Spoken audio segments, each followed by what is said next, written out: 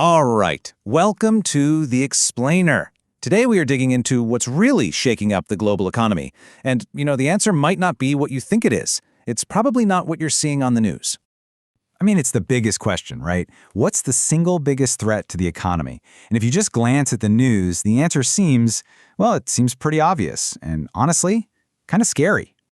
Okay, so let's start with the crises you can actually see. It's the one everyone's talking about. This potential conflict with Iran that's just throwing the oil markets into total chaos. Look at this chart. The price of oil has just gone vertical. We're talking about West Texas crude jumping from around 67 to over $100 a barrel. And that's in just 2 weeks. That's an absolutely insane spike. And get this, experts are warning it could go way, way higher. We're talking a potential $150 a barrel if the Strait of Hormuz stays closed. And you gotta remember, a massive chunk of the world's oil flows through that tiny waterway. So this isn't some abstract financial news, right? This is the stuff that hits you directly in the wallet. Gas prices, highest they've been in ages. Diesel is up 24%, which means pretty much everything you buy that gets delivered on a truck just got more expensive. And yeah, your next plane ticket is probably going to cost more too. So, okay, it seems like an open and shut case, doesn't it? The big bad threat to the economy is obviously this oil shock. But what if it's not? What if the real danger, the truly systemic risk, is something a lot quieter, something most people aren't even paying attention to?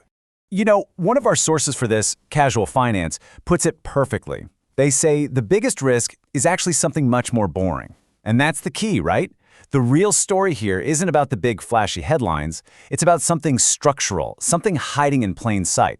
It doesn't get the clicks, but it has the power to change everything. And here's the twist. The answer doesn't start in Washington, D.C. It starts in Tokyo. Yeah, that's right. If you really want to understand why your mortgage rate is so high or why the market has been so choppy, you gotta look to Japan. So for the last 30 years or so, Japan has been playing this really weird but absolutely critical role. You can think of it like this. Japan became the world's giant ATM. It was like the financial duct tape holding the whole system together. See, back in the early 90s, Japan's massive economic bubble just popped. Real estate, stocks, everything collapsed. And what followed were these lost decades. For 30 years, there was basically no growth, no inflation, nothing. So the Bank of Japan, in a desperate move, just slammed interest rates down to zero and then even went negative. They even used this tool called yield curve control to basically force long-term rates to stay down. It was a pretty extreme move. And that decision? Well, it accidentally created this massive multi-trillion-dollar loophole for investors everywhere. It's a famous strategy called the yen carry trade, and it basically became one of the biggest pools of easy money on the planet. And the way it worked was just beautiful in its simplicity. It's like this. Step 1. You borrow a ton of money in Japanese yen for practically 0% interest. Step 2. You swap those yen for US dollars. And step 3. You buy a super safe US Treasury bond that's paying, let's say, 4%. And boom, you pocket the difference. It was basically free money. A total no-brainer. So this tidal wave of cheap cash from Japan just fueled everything.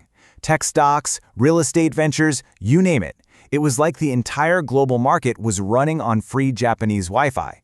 It became this invisible, foundational force that propped up asset prices everywhere. But here's the thing. This whole multi-trillion-dollar machine, it all depended on one single assumption holding true. And in 2024, that assumption didn't just bend, it completely shattered. The old reality, the bedrock belief, was that Japanese interest rates would be stuck at zero forever. It was just a fact of financial life. But then came the new reality. The Bank of Japan did something nobody thought they'd do. They raised rates for the first time in 17 years.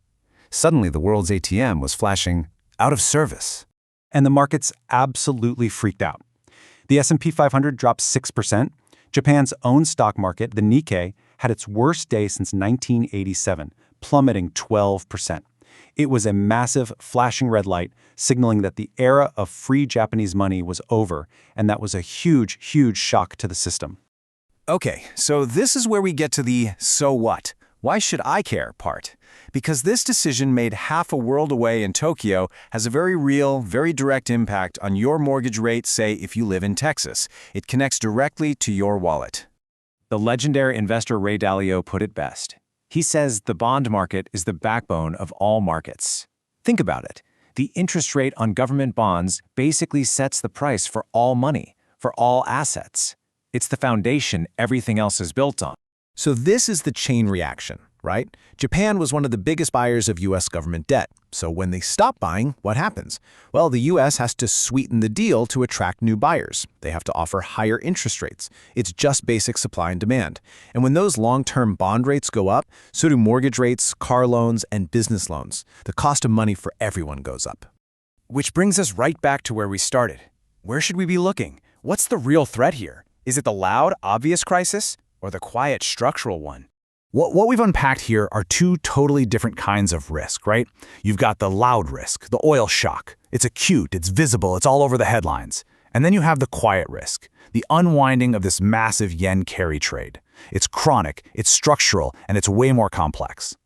One gives you an immediate headache at the gas pump. The other fundamentally changes the cost of money for an entire generation. And that really leaves us with this final thought. In a world that is just screaming with constant headlines, are we actually watching the right crisis? Because the biggest threats, they aren't always the ones making the most noise. Sometimes they're the quiet, tectonic shifts happening right under our feet.